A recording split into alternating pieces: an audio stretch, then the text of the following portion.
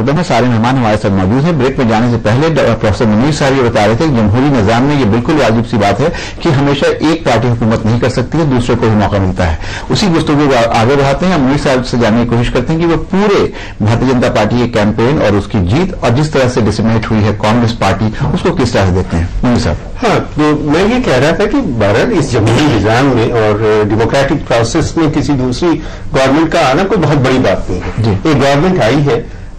अब देखिए, ये हमारे परसेप्शन की बात है, चूंकि सारी दुनिया परसेप्शन पे चल रही है। कुछ ऐसा लग रहा है लोगों का ख्याल ये कि शायद अकलियतों के लिए नई सरकार उतनी ज्यादा मुआविन नहीं होगी, ये एक परसेप्शन की बात मसला। लेकिन ये है, बहुत ही इंपॉर्टेंट चीज ये है और बहस की बात ये है कि इस परसेप्शन को कैसे दूर किया जाए, इस बात को किस तरह से एश्योर किया जाए कि ऐसा नहीं है, कि ऐसा नहीं है। और ये है कि मुसलमान किस तरह से अपने आप को अब इस नई सिचुएशन में डेवलप करने की कोशिश करें, किस तरह से अपने आप को सामने लाने की, कैसे अपने को स्ट्रेटेजाइज करें, ताकि अगर थोड़ी देर के लिए मान लें कि हमारी सिचुएशन उतनी अच्छी नहीं है जितनी शायद पिछली किसी रिजीम में हो सकती है, तो अब इस सिचुएशन में हम क्या करें। मेरी समझ से ये ज्यादा बेहतर चीज होगी। चैलेंजेस का सामना कैसे किया जाए, एक चैलेंजिंग सिचुएशन है, उसमें अपने आप को हम किस तरह से आगे लाएं। मेरी समझ से सोचने की बात यह है, बजाय इसके कि हम मातम करते रहे कि साहब बड़ी मुश्किल होगी।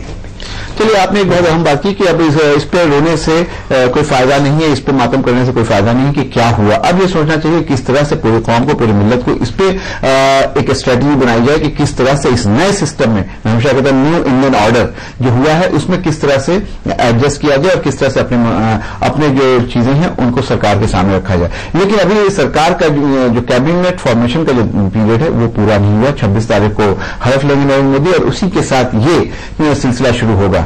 चलिए, जानने की कोशिश करते हैं इलियासी साहब से कि वो किस तरह की कैबिनेट इमर्ज होती हुई देख रहे हैं, किस तरह के लोग और उन लोगों को देख रहे हैं कैबिनेट में। क्या रिवायती तौर पर जो आरएसएस के चेहरे थे वो आएंगे, या कुछ टेक्नोक्रेट्स आएंगे, या ये जो बात कही जा रही है कि हो सकता है नरेंद्र मोदी अपने हल्के से ज्यादा लोगों को अपने कैबिनेट में शामिल करें। क्या कहते हैं इलियास साहब?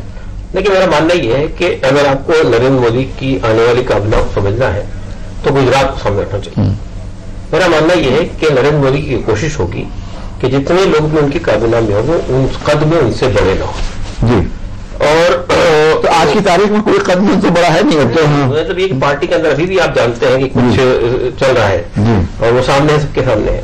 सवाल ये पैदा होता है कि भाई वो ये कोशिश करेंगे कि जैसा कि ये बात आ रही है कि पीएमओ को बहुत मजबूत बनाने की बात हो रही है, इसका मतलब ये कि बहुत सारे पावर सेंट्रलाइज होंगे, बहुत सारे पावर खुद नरेंद्र मोदी के हाथ में होंगे, जैसा कि गुजरात में हुआ है। यानी कोई फाइल बगैर नरेंद्र मोदी साहब के टेबल से गुजरनी। हाँ, लेकिन ये बात आपको यहाँ पर रोके। कल एक बहुत सीनियर सेक्रेटरी लेवल के ऑफिसर्स के साथ मेरी बातचीत हो रही थी, उन्होंने भी ये खदशा जाहिर किया कि पीएमओ बहुत स्ट्रांग होने वाला है, पीएमओ में जो सेक्रेटरी हजात होंगे वो बहुत स्ट्रांग होंगे, और उनका ये कहना था कि ये बेसिक फंक्शनिंग ऑफ ब्यूरोक्रेसी के खिलाफ होगा। अगर इस तरह का निजाम आता है कि सेक्रेटरी जो फैसला लेता है हुकूमत में, अगर उसके बाद भी उसके ऊपर वहां पर किसी तरह की चीजें होती हैं, तो ये जो निजाम है ब्यूरोक्रेटिक जो हम लोगों ने इनहेरिट किया है ब्रिटिश राज से, उस निजाम के खिलाफ भी होगा।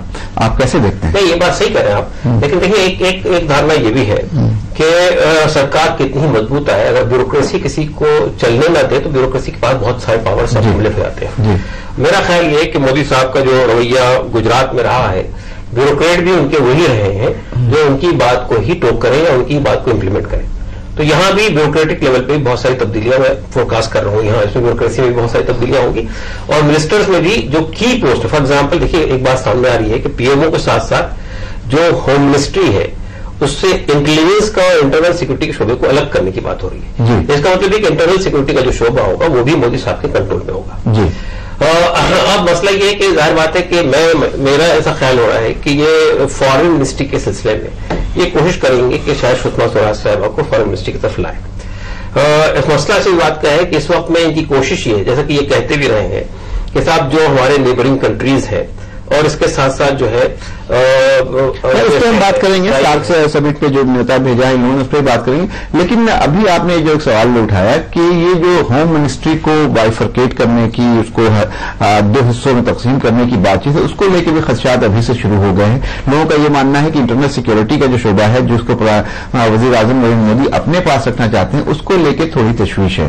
और यही एक वजह है कि राजनाथ सिंह की तरफ से जो इशारा दिया जा रहा है कि अगर ऐसी सिचुएशन होती है तो वो होम मिनिस्ट्री मिनिस्ट्री ना लेकर कोई दूसरी वजारत लेंगे। अजय कुमार साहब, आप कैसे देखते हैं इसको? नहीं, देखिए, मैं इसको लेके माइनॉरिटीज में अभी से एक खदशा जाहिर करने शुरू हो गया कि नरेंद्र मोदी अगर इंटरनल सिक्योरिटी और इंटेलिजेंस के सारे ऑपरेटर्स को अपने पास रखते हैं तो शायद जो माइनॉरिटीज है जिसमें एतमाद बहाली की बात की जा रही है, कॉन्फिडेंस बिल्डिंग की बात की जा रही है, उसको पूरे तौर पर नहीं किया जा सकेगा। नहीं, मैं दो चीजें यहां पे कहना चाहता हूं। मैं बार बार आपके भी चैनल से और दूसरी जगह ये कहता रहा हूं कि जो नरेंद्र मोदी से एप्रीहेंशंस था, जो डर था, वो 2-3 टेस्ट तो वो पार करते साफ तौर पे नजर आते हैं। पहला डर था कि वो गुजरात से हैं, एक सीएम का तजुर्बा रखते हैं, क्या पूरे देश को साथ लेके चल पाएंगे। तो अभी के जो वाकयात हैं उनके अनाउंसमेंट के बाद, तो ऐसा लगता है कि वो पूरे देश को लेकर के साथ चलना चाहते हैं। जो दूसरी बात उन पर आरोप था कि एनडीए के कुनबे को बार बार कांग्रेस ये कहती थी कि देखिए हमारा कुनबा बड़ा, उनका कुनबा टूट गया, 3 लोग रह गए, उसको भी उन्होंने बड़ा किया। अब मैं ये सवाल जानना चाहता हूं कि कॉन्फिडेंस जो हम अखिलियत की बात कर रहे हैं कि अभी खोया ही कहां है? अभी ऐसा कुछ हुआ क्या है जो मुनीर साहब कह रहे हैं कि हम क्यों नहीं एक मौका दें, एक फ्रेश हैंड उनको दें तो काम करने का? अभी तो शुरुआत है, अभी इसके इम्तिहान और भी हैं, कई आएंगे सितारों से आगे, अभी शाह और भी है, अभी चमन और भी है, अभी आसिया और भी है। तो मैं जो कहना चाहता हूं कि ये जो तो पॉलिटिक्स ऑफ टोकेनिज्म, इस कांग्रेस ने आखिर अखिलियत को इस 65 सालों में क्या दिया है, मैं जानना चाहता हूं। अगर तमाम अखिलियत के लोगों पर आतंकवाद का टैग लगाया है तो वो मोदी की सरकार नहीं थी, वो मनमोहन सिंह की सरकार थी। इस देश का अखिलियत मतलब आप आतंकवादी हैं, कोई भी पुलिस आपको उठा करके कहीं भी आपको उस दौर से गुजार सकती है। ये तो भाजपा की सरकार नहीं थी। तो अब दूसरा, 1-2 नुमाइंदा आपने कैबिनेट में दे दिया, उससे मुसलमानों का भला हो जाएगा, उससे अखिलियत का भला हो जाएगा। मैं 1 मिनट के लिए मान लेता हूं कि मोदी साहब किसी भी अखिलियत का रिप्रेजेंटेशन अपनी कैबिनेट में नहीं देते। ये बात चल रही है। लेकिन अगर विकास होता है, अगर सड़कें बनती है, अगर शिक्षा का स्तर सुधरता है, अगर चिकित्सा का स्तर सुधरता है, तो क्या अखिलियत इस देश के नागरिक नहीं है? जो दूसरी बात है कि हमारा संविधान एक वोट की कीमत लगाता है, उसमें अखिलियत, बहुसंख्यक, मेल फीमेल का कोई ऐसा प्रावधान नहीं है। तो हम सब इस देश के नागरिक हैं, समान हक रखते हैं, और अगर इस देश में एक नई शुरुआत हो रही है तो हमें उसका खैर मकदम करना चाहिए। हमें इंतजार करना चाहिए कि जो डेवलपमेंट की बात, जो विकास की बात वो कह के आ रहे हैं, और उसका मैं तीसरा लिटमस टेस्ट मानता हूं इस कैबिनेट के फॉर्मेशन को। तो आपने तो ये कहा अजय कुमार साहब कि अगर कैबिनेट में कोई अखिलियत नहीं भी होता है तो कोई ऐसी बात मेरा वो टेस्ट नहीं है जो मोदी जी का फॉर्मूला है। देखिए, मैं बार बार कह रहा हूं कि मैं बहुत ही क्रिटिकल नजरों से उनको देखना चाहता हूं, और देखता रहा हूं और देखता रहूंगा। उन्होंने गुजरात मॉडल की बात की है, तो what is Gujarat model? Gujarat model में मोदी साहब ये कहते हैं कि minimum government and maximum governance.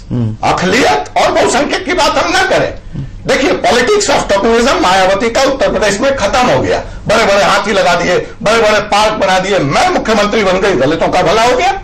2 लोगों को, शाहनवाज हुसैन को बीजेपी अगर कैबिनेट में जगह दे ही दे, या वो एलजेपी के कैंडिडेट को जगह दे दे, तो उससे अखिलियत का क्या भला होगा?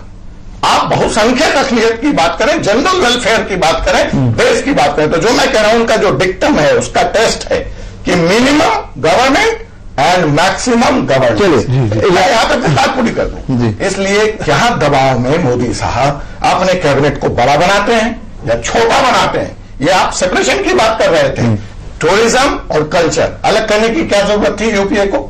रूरल डेवलपमेंट और पंचायत राज अलग करने की क्या जरूरत है? इतने सारे पोस्ट क्रिएट करने की क्या जरूरत है? अजय कुमार साहब, ये हमेशा माना जाता है, आप जो बात कह रहे हैं, तो अगर वैसे देखें तो उत्तर प्रदेश से उत्तराखंड को अलग करने की क्या जरूरत है?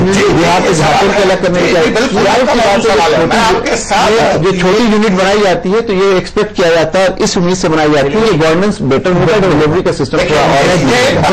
लेकिन रेड टेपिज्म भी तो उसका दूसरा पक्ष है। चलिए, आपने तो बात करी इलियास मलिक साहब, और उन्होंने एक ایک بات کہی ہے کہ ٹوکنزم نہیں ہونا چاہیے اور جنرل ویلفیئر کی بات ہو, اقلیت اور اکثریت کی بات نہ ہو, بلکہ اگر کوئی وزیر بنتا ہے یا نہ بنتا ہے اس کو نہ دیکھ کر کے یہ دیکھیے کہ جو انکلوسو گروتھ کی بات ہے نریندر مودی کر رہے ہیں اس کو کتنے کھڑے اترتے ہیں. لیکن خدشات کی بات کریں, آپ لوگ مسلم سیاست کرتے ہیں, اقلیت سے جڑے ہوئے لوگ ہیں, یہ بتائیے کہ جس طرح کا خدشہ ابھی ہے کیا آپ اس سے انکار کرتے ہیں؟ ایک دوسری بات یہ کہ منسٹریز کو بھی انہوں نے کہا کہ کیوں الگ ہے. ایک خدشہ یہ بھی ہے, بہت وضاحت کے ساتھ یہ بات کہی گئی ہے کہ وزارت اقلیتی امور, منسٹری آف مائنورٹی افیئرز شاید اس سرکار میں نہیں ہو. کیسے دیکھتے ہیں؟ نہیں, دیکھیے جو وزارت کی ابھی بات ہوئی اس میں پہلے جو حکومتیں رہی ہیں وہ کولیشن گورنمنٹ, اس میں بہت سارے کمپلشنز تھے اور یہ بات بھی تھی کہ بھائی اگر ایک اس کی ورکنگ زیادہ بڑھ جائے گی. لیکن جو موجودہ صورتحال ہے اس میں میں صرف یہ کہنا چاہتا ہوں کہ اقلیت کو ابھی کوئی خدشہ نہیں ہے, کیونکہ یہ فیصلہ جمہوریت میں عوام کا فیصلہ ہے اور عوام کا فیصلہ جو ہوتا ہے خدشہ نہیں ہے. مجھے بولنے دیجیے. دیکھیے جو بات آپ کہہ رہے ہیں میں دوسری بات کر رہا ہوں, اس لیے آپ سنیے. جو اس وقت حکومت عمل میں آئی ہے یہ الیکشن جیت کر کے آئی ہے اور آپ نے خود انٹرویو لیا ہے. آپ جانتے ہیں کہ انہوں نے ہر وقت یہ کہا ہے مودی صاحب نے کہ بھائی ہم سب کو ساتھ لے کے چلیں گے, سب کا وکاس. یہ بات صحیح ہے. ابھی ڈسکشن بھی ہوا کہ بھائی سب میں تو اقلیت بھی شامل ہے. لیکن ایک چیز کی طرف میں ضرور توجہ دلانا چاہتا ہوں, وہ یہ ہے کہ کانسٹیٹیوشنل رائٹس اگر بحال رہتے ہیں, کیونکہ کانسٹیٹیوشن میں مائنارٹی کا ذکر ہے, تو یہ کہہ دینا کہ مائنارٹی کوئی چیز نہیں ہے یا مائنارٹی کا کوئی مسئلہ نہیں ہے, یہ نہیں ہے. اگر مسئلہ نہیں ہوتا تو کانسٹیٹیوشن میں مائنارٹی کے لیے ذکر نہیں ہوتا. وہ کانسٹیٹیوشنل رائٹس اگر بحال رہتے ہیں تو کوئی مسئلہ نہیں ہے, تو خدشہ کوئی نہیں ہے. لیکن اگر اس پہ کہیں سے ضرب آئے گی آپ کو کیا لگتا ہے؟ یقیناً اس پہ خدشہ ہوگا. میرا تو اپنا یہ کہنا ہے کہ بھائی ایک حکومت جو جیت کر آئی ہے پہلے آپ اس کو دیکھیے. وہ جو کہہ رہی ہے, جیسے ابھی منیر صاحب نے کہا, بہت اچھی بات کی کہ بھائی ابھی سے ہم کیوں پریشان ہوں, ابھی پہلے اس کو آنے تو دیجیے, عمل میں کچھ کرنے تو دیجیے. بہت ممکن ہے کہ وہ ایسے فیصلے لیں جس سے کوئی نقصان نہ ہو, سب کا فائدہ ہو, تو بہت اچھی بات ہے. ہم یہی تاثر میں دیکھیے, اقلیت یہ تاثر بالکل نہیں دینا چاہتی کہ وہ کوئی الگ ہے, وہ بھی اس ملک کا حصہ. وہ یہی تو کہتے رہے بار بار کہ ہمیں ملک کا ہم حصہ ہیں, ہمیں اسی طرح ٹریٹ کیا جائے جیسے اکثریت یہ سب کو ٹریٹ کیا جائے. اگر آج یہ بات ہوتی ہے تو اس سے اچھی کیا بات ہے؟ میں تو یہ سمجھتا ہوں یہ اچھی بات ہے. اور جوڑ دوں, یہ جو ووٹ کی ٹھیکیداری چلتی رہی, جو آپ نے بھی ابھی کہا کہ جو لوگ بتاتے تھے کہ ان کی پکڑ ہے اقلیت پہ, ان کا پول کھل گیا ہے. تو اس ووٹ کی ٹھیکیداری کو یہی سماپت کر اگر مودی صاحب دیش کے ناگرک سے, چاہے وہ اقلیت ہو چاہے اکثریت ہو, سیدھے سمواد بناتے ہیں تو اس کا سواگت کیا. چلو منیر صاحب بہت دیر سے کچھ کہنا چاہ رہے ہیں. منیر صاحب آپ نے پوری چیزوں کو سنا, آپ سے ایک بات اور جاننا چاہیں گے, اس طرح کے جو خدشات ہیں کتنے جائز ہیں؟ دوسری بات یہ کہ مسلمانوں کی اقتصادی حالت بہت خراب ہے. سچر کمیٹی کے ریکمنڈیشنز کو بھارتیہ جنتا پارٹی بہت زیادہ اہمیت نہیں دیتی ہے, بلکہ اس کو کنڈیم بھی کیا, کئی جگہ اس کو مسترد بھی کیا ہے. لیکن میرے انٹرویو میں نریندر مودی صاحب نے بھی یہ کہا تھا کہ حالت مسلمانوں کی بہت خراب ہے, اس میں کوئی دو رائے نہیں. ایسی صورتحال میں کیا آپ کو لگتا ہے نریندر مودی جو سچائی ہے اس سے آنکھ بند کر سکتے ہیں, یا آپ یہ دیکھ رہے ہیں کہ کچھ بہتری کی امید ہے؟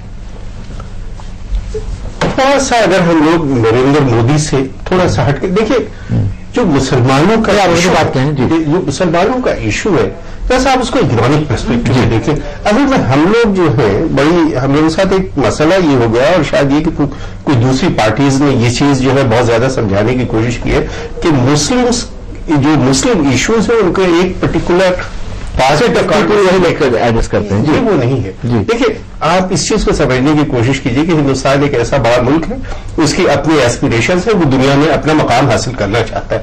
جب آپ دنیا میں کوئی مقام حاصل کرنا چاہتے ہیں تو یہ ممکن نہیں ہے کہ آپ کسی ایک کمیونٹی کو بالکل چھوڑ دیں. اور دیکھیے اگر ہم یہ چاہتے ہیں کہ ہماری پاورٹی جو ہے بلو 5% آ جائے, जब आप एक दुनिया में मकाम चाहते हैं तो आप चाहेंगे कि आपके पॉवर्टी लेवल लो हो, आपको इस बात की जरूरत होगी कि कॉन्फ्लिक्ट।